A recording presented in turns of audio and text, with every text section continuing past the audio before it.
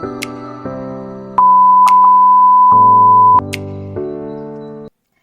kasih atas kesempatan yang diberikan kepada kelompok kami. Kami dari kelompok 3 mata kuliah Fitokimia 1 akan menjelaskan tentang jumlah atom karbon 8. Selamat menyaksikan.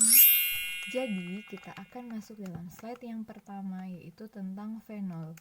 Fenol atau AROH ialah senyawa dengan suatu gugus OH yang terikat pada cincin aromatik.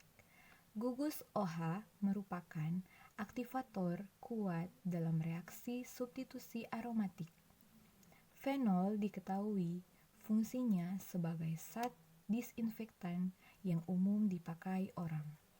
Berbeda dengan alkohol alifatik, fenol sebagai alkohol aromatik mempunyai sifat yang berbeda.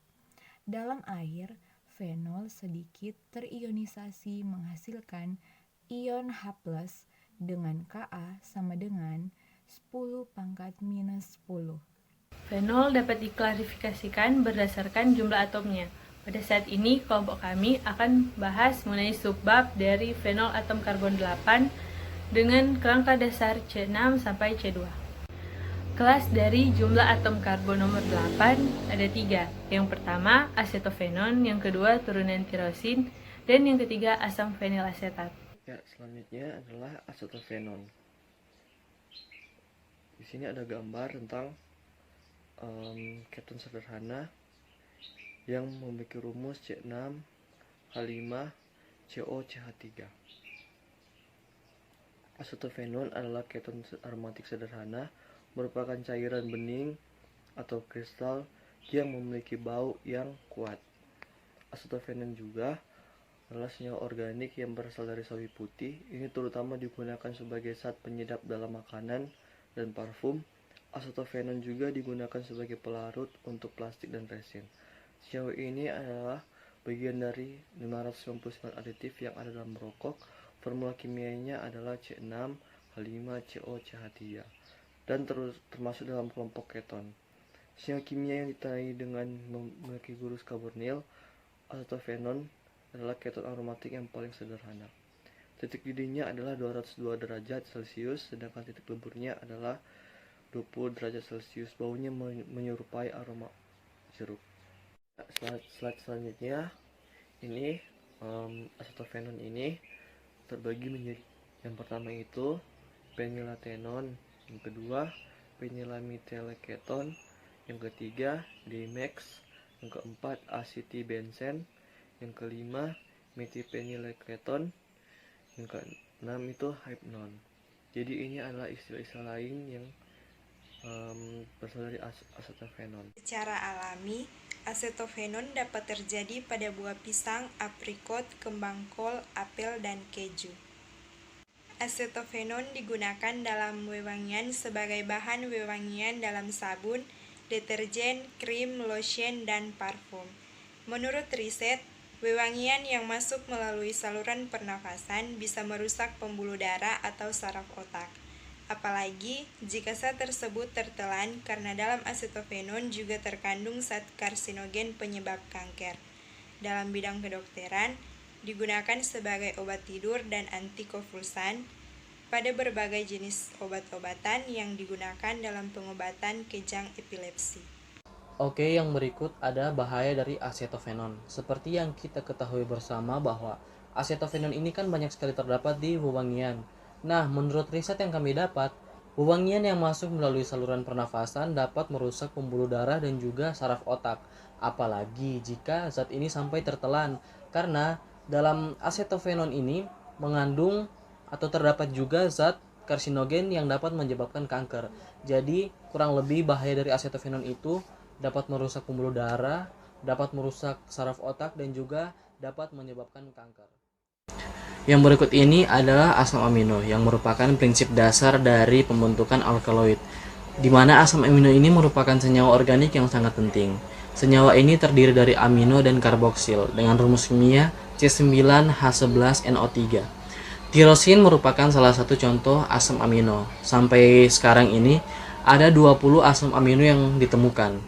Teman-teman dapat lihat ke-20 asam amino itu di tabel pada slide ini, mulai dari alanin hingga valin. Nah, selanjutnya fungsi tirosin. Seperti yang kita ketahui, tirosin merupakan asam amino. Jadi, selain sebagai asam amino proteinogenik, tirosin memiliki peran khusus berdasarkan fungsi fenol. Ini terjadi pada protein yang merupakan bagian dari proses transduksi sinyal dan berfungsi sebagai penerima gugus fosfat yang ditransfer melalui protein kinase. Fosforilasi gugus hidroksil dapat mengubah aktivitas protein target atau dapat membentuk bagian dari kaskade pesinyalan melalui pengikatan domain SH2. Selanjutnya, residu tirosin juga memainkan peran penting dalam fotosintesis. Dalam kloroplas, sistem foto 2, ia bertindak sebagai donor elektron dalam penguraian klorofil teroksidasi. Dalam proses ini, ia kehilangan atom hidrogen dari gugus OH fenoliknya. Radikal ini kemudian direduksi dalam fotosistem 2 oleh 4 klaster mangan inti. Masuk pada sumber dari tirosin. Jadi, asam amino tirosin dapat bersumber dari bahan makanan juga. Di slide dapat kita lihat, kelompok kami telah menampilkan beberapa gambar bahan makanan yang merupakan sumber dari tirosin, yaitu antara lain ayam, kalkun, ikan salmon, susu, yogurt, keju, kacang-kacangan dan biji-bijian, buah-buahan yaitu alpukat dan pisang. Slide selanjutnya membahas tentang asam fenilasetat. Asam fenilasetat adalah senyawa organik yang mengandung gugus fungsional fenil dan gugus fungsional asam karboksilat. Asam ini berbentuk padatan putih dengan bau yang tidak menyenangkan. Secara endogen, ia adalah katabolit dari fenilalanin. Sebagai bahan kimia komersial, karena dapat digunakan dalam produksi terlarang fenilaseton yang digunakan dalam pembuatan amfetamina tersubstitusi. Rumus kimianya adalah C8H8O2.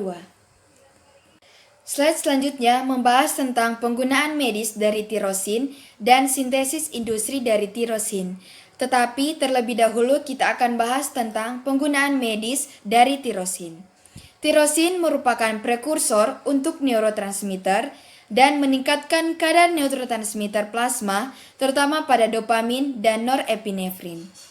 Tirosin tampaknya tidak memiliki efek yang signifikan pada kinerja kognitif atau fisik dalam keadaan normal, tetapi membantu mempertahankan memori kerja lebih baik selama multitasking. Selanjutnya adalah sintesis industri. L-tirosin dan turunannya seperti L-dopa, melanin, fenilpropanoid dan lainnya digunakan dalam obat-obatan, suplemen makanan, dan zat tambahan pada makanan. Yang pertama, melibatkan ekstraksi asam amino yang diinginkan dari protein hidrolisat yang menggunakan pendekatan kimia. Yang kedua, menggunakan sintesis enzimatik dari fenolik, pirufat, dan amonia melalui penggunaan tirosin fenoliase. Kemajuan dalam rekayasa genetika dan munculnya fermentasi industri telah menggeser sintesis L-tirosin menjadi penggunaan E. coli yang direkayasa. Dari asam fenilasetat, yang pertama ada asam alfa-toluat, asam bensenasetat, asam alfa-tolilat, asam 2-fenilasetat, dan asam beta-fenilasetat. Keberadaan asam fenilasetat telah ditemukan sebagai auksin aktif atau suatu jenis hormon tumbuhan, terutama ditemukan dalam buah-buahan. Namun, efeknya jauh lebih lemah daripada efek molekul dasar auksin asam indolat 3 asetat. Selain itu, molekul ini diproduksi secara alami oleh kelenjar metapleural pada sebagian besar spesies semut dan digunakan sebagai antimikroba. Ia juga merupakan produk oksidasi dari feniltilamina pada manusia diikuti dengan metabolisme oleh monoamina, oksidase, dan metabolisme lanjutan produk antaranya vinilasetaldehida oleh enzim aldehida dehidrogenase. Enzim-enzim ini juga ditemukan pada banyak organisme lain. Berikut penggunaan asam vinilasetat. Asam vinilasetat ini digunakan sebagai parfum dan juga sebagai bahan produksi penisilin G dan produksi diklofenaka. Bisa juga mengobati hyperamonemia tipe 2 sebagai obat bendazol, obat kamilovin, dan juga sebagai bahan pembuatan metafetamina, dan juga sebagai obat teofungin, obat fenasemida, obat lorcanida, dan obat siklapentolat. Juga obat fenidion.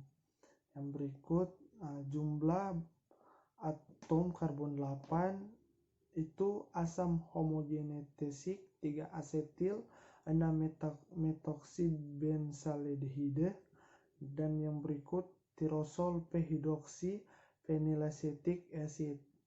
Nah, apa kata